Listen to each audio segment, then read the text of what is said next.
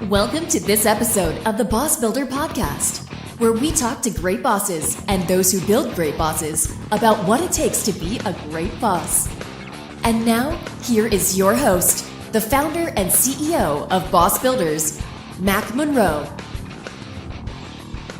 Well, hello and welcome to this edition of the Boss Builder Podcast, the podcast for those who have been newly promoted into the role of boss and know they need to get better at it. In this episode, we're going to be talking about the idea of coaching employees for success. Our special guest today is Margi Bush. She is a certified coach. Margi's got a really interesting background as a property manager, as a nurse, as an HR director, and now as the founder and CEO of her own coaching business, Wisdom Tree Coaching.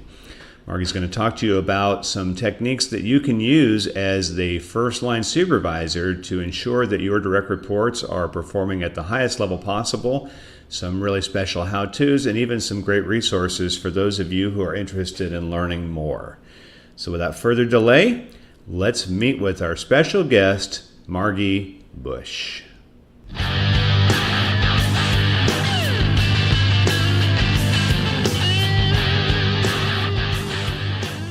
Margi Bush, welcome to the show. Hi, Mac. It's a pleasure to be here.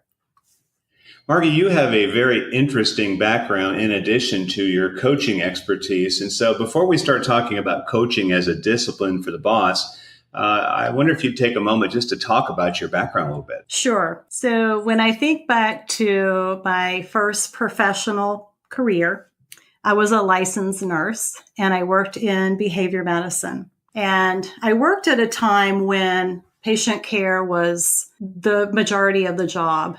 At that time, though, it was starting to change and documentation was starting to increase. And I didn't like that part. I started to get frustrated with that, really missing the patient care. And I had this entrepreneurial spirit, I guess, too. It had always been there. And I wanted to leave nursing and explore that. So I bought some property and I oversaw the construction of an apartment building and started to rent apartments. And I did that for about 15 years. And I will say that my psych background prepared me for that. There were a lot of interesting tenets that I went through over the 15 years. What nursing didn't prepare me for is having a business. I had an LLC at that time. So I went back to school as an adult and got a business degree. And I'll never forget sitting in my last semester of that degree in a human resource management class. And I fell in love with all of the content and the concepts around human resources. So I went on and got a master's degree in that. And 2 months after finishing that program, I became the director of HR in a law firm. And this was a firm where HR had never existed. So I built that department from scratch with policies and procedures and a handbook and all of the things that go with building an HR department. And becoming increasingly unpopular as I started to implement all of that. So interesting enough, I said I left nursing because I was frustrated with the documentation, and then I go on to HR where there's even more documentation, which I hated, and I didn't like HR, compliance HR, terminating and all the rules and all of the things that go with compliance. So I started to think about the parts I liked the best. And while I was there, I wrote and facilitated a mentoring program for associate attorneys. And I really liked growth and development of the employees. So I'm certified in HR with SHRM and with HRCI. And in the journals I receive through that, I started to hear and read about coaching. This term kept popping up in articles. And so I did some Google searches and it sounded like the parts of the HR job that I liked. So I went on to explore what it would mean to be a coach. And I had that entrepreneurial spirit again. So I thought about leaving and I did leave. In fact, I tell people my departure from the firm was I took a leap right out of my office window out onto the street, and where I had no benefits and no income. And I had to start to scramble to figure out how to get coach training so I could become a coach. So I started exploring and found out that there was a certifying body out there called the International Coach Federation. So I looked on their website for approved programs and looked for one that fit my schedule and my budget. So that's how I got to what I'm doing today, which is coaching. Okay. Well, being that you've gone through certification, does that make coaching something that other people can't do? Or did you have to have the certification? You don't have to have it, no. So you can certainly call yourself a coach. I chose not to do that. I chose to have a organization I could be part of that actually had a competency model, had a code of ethics.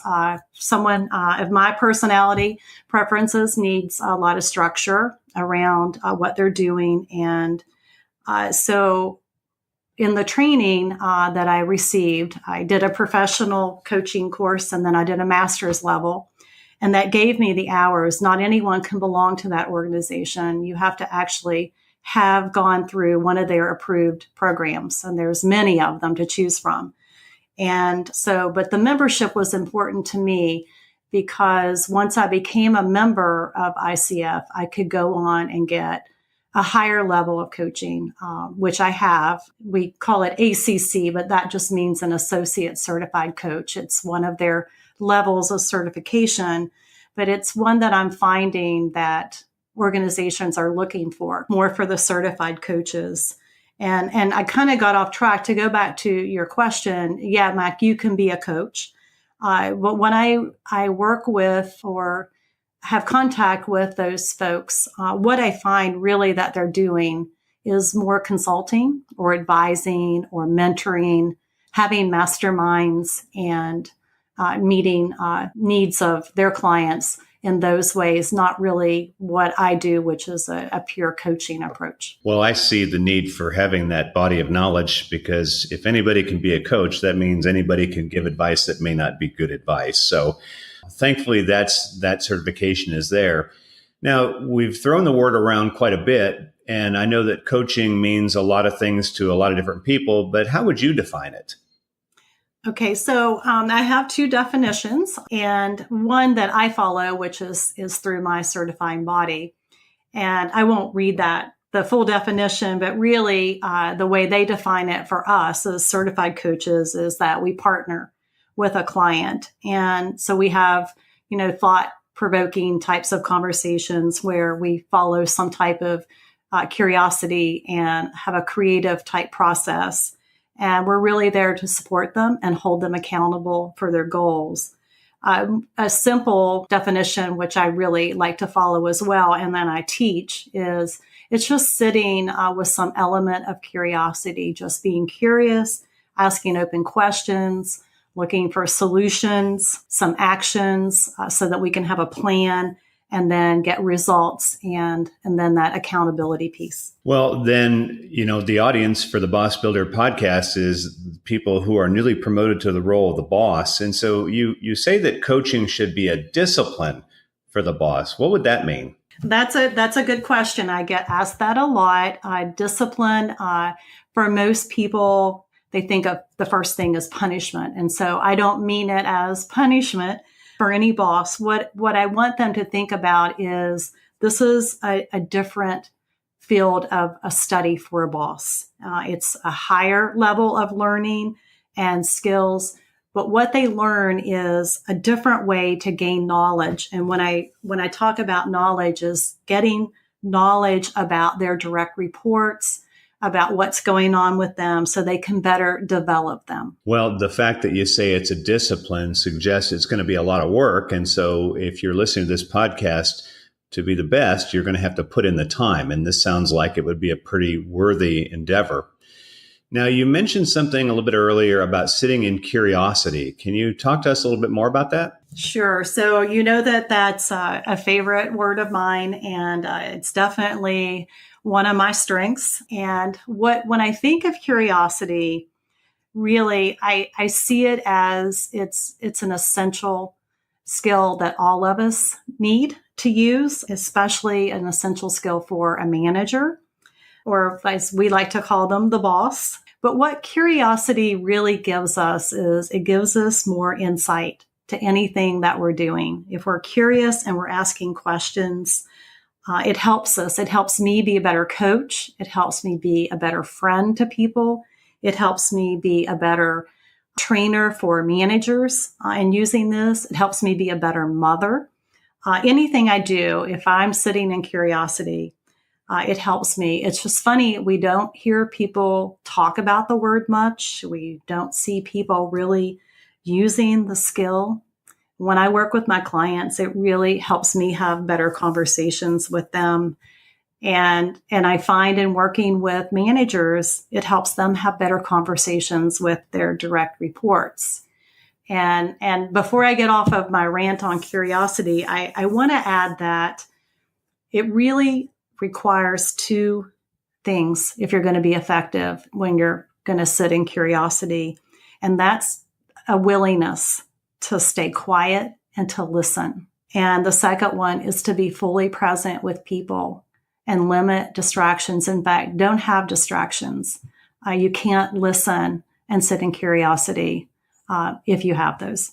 Well, that seems like it's going to take a lot of time. I guess when I see curiosity, I think of Curious George, and it's kind of zany and silly, but it sounds like it's a very serious business. It seems to me that if somebody didn't use curiosity, they would just simply function on what they knew about a person or thought they knew about a person. And I think that might be dangerous. It goes to that sitting in assumption. And we know what sitting or making assumptions means. That's right. So, yeah, this is, I think, a really good piece of advice. And it almost seems counterintuitive when, as the boss, your job is to make sure stuff is running on time. But it sounds like an investment of time here is going to give you really big rewards. So thank you for sharing that. Now, back to coaching, the way you teach it, does that differ from maybe the way a coach of a basketball team would coach? Yeah. Okay. So I'm going to take us back to hats that we use. So we have a model that we use that we created, the boss hat and the coach hat. So I'm getting a picture of this basketball coach, and he's looking out onto the court and he's looking at a player, and there's something the player is not doing. So we have a gap. So when we're wearing a boss hat, in this instance, maybe the basketball coach, and I'm sure they wear many hats, mentor, there are lots of things. But in this instant, they need timely on the spot type of feedback. So these are the coaches sometimes inappropriately, we see them jerk the player off the court or grab them by the ear or something. I'm not suggesting that with your direct reports, but what they're having really is a more directive type of conversation. There's something going on. They've watched it, they've observed it, they've made a diagnosis, if we could use that word. And so what they need is improvement. And so they're going to give some solutions to get that player back out there so they can hopefully win the game.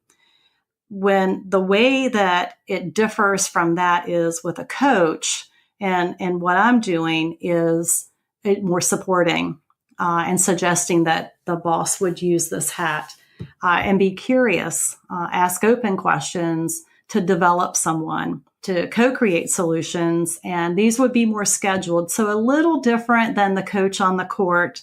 He's not going to have a lot of time to co-create any solutions. He needs something to happen pretty quickly. Yeah, that sounds like something that, again, I know my audience is made up of very busy bosses. And so I guess there's going to be a time for taking care of something in the moment, but then when there's some breathing room, the co-creation. So thank you for clarifying that. Now, another term that I hear thrown around is a term that's called coachable. And then I think, of course, of Lunchables. But what does coachable mean? Yeah, I don't even know if they still have those Lunchables, but I do remember them. So, I look for coachability. So when we think of someone that's coachable, what we're looking for, I look for this in my clients, is a willingness on the part of the client that they can be curious and they can explore how they're showing up for people. They want to learn. They want to try new things. That in trying those things, they have a willingness to struggle. Because, when we struggle, that's when we're learning, and that they have a willingness to be held accountable. And I encourage the bosses to wear this hat and look for the coachability. Now, for their direct reports, there are some things we can do that we can look for in those folks. And we can, if we don't see it, that's coachable, this willingness to be held accountable and to learn, we can educate them and we can teach them. Well, let's build on that a little bit. How would the boss know if their employee is coachable? If they're not coachable, what types of behaviors might they see from them? So what we would see at that point would be some defensiveness, some willingness to not want to try things, some willingness to be afraid to make a mistake, to not have the willingness to learn, not have the willingness to be checked up on, to be held accountable. Well, I wonder if one of our audience saw an employee who they saw was not coachable. Does it make a difference if say they said, I'm going to assign you to Margi Bush. She's going to be your coach. Would that automatically guarantee being coachable, or would that also maybe escalate up to your level, an uncoachability? It could.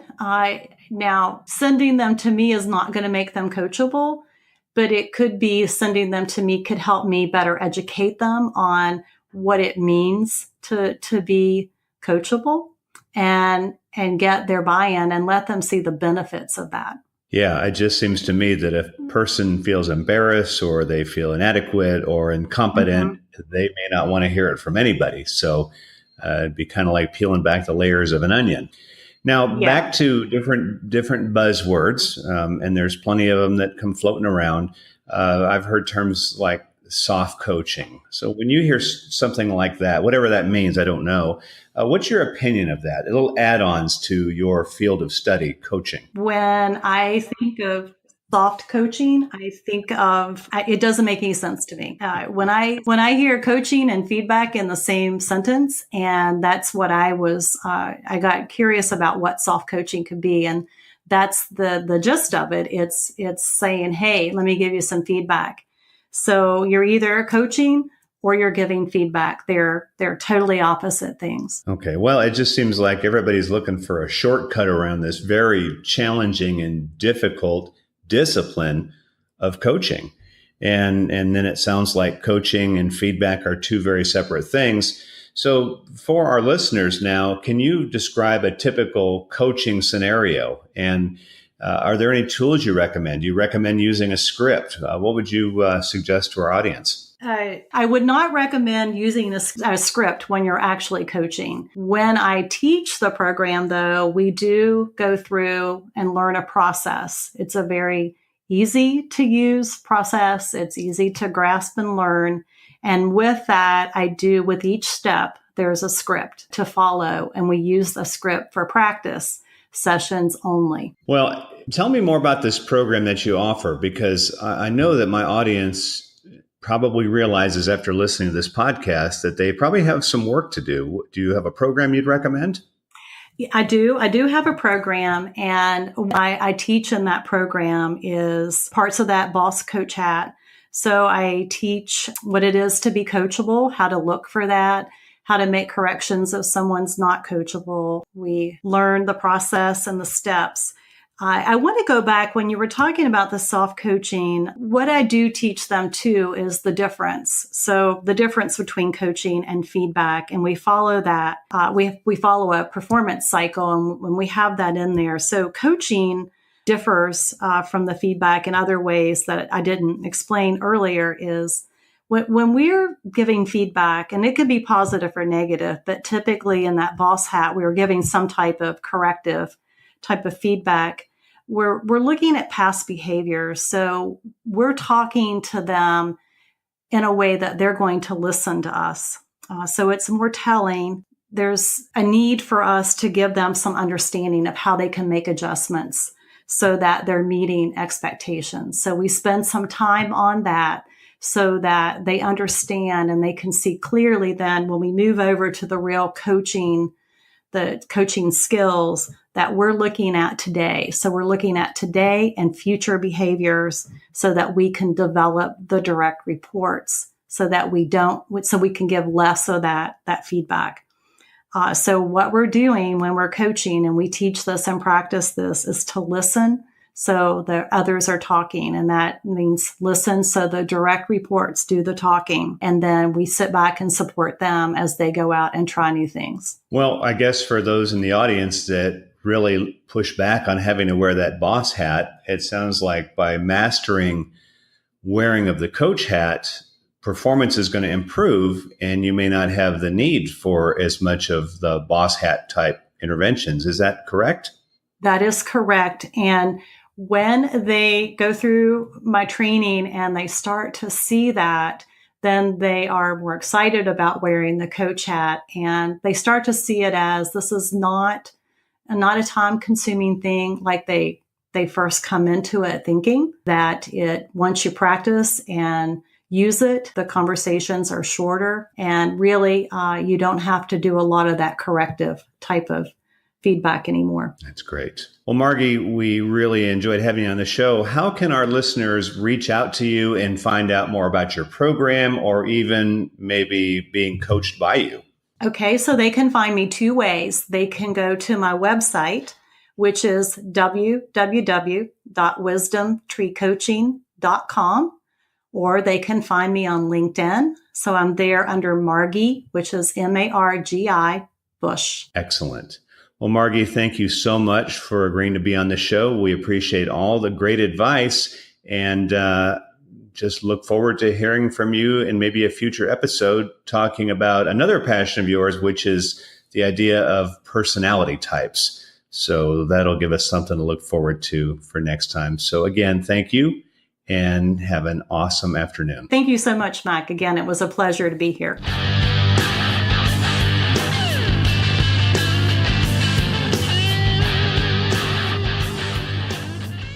Well, thanks again to my special guest, Margi Bush. If you listen to this program and you think you might benefit from getting some formal training as a coach, I strongly encourage you to reach out. Again, her contact information is wisdomtreecoaching.com.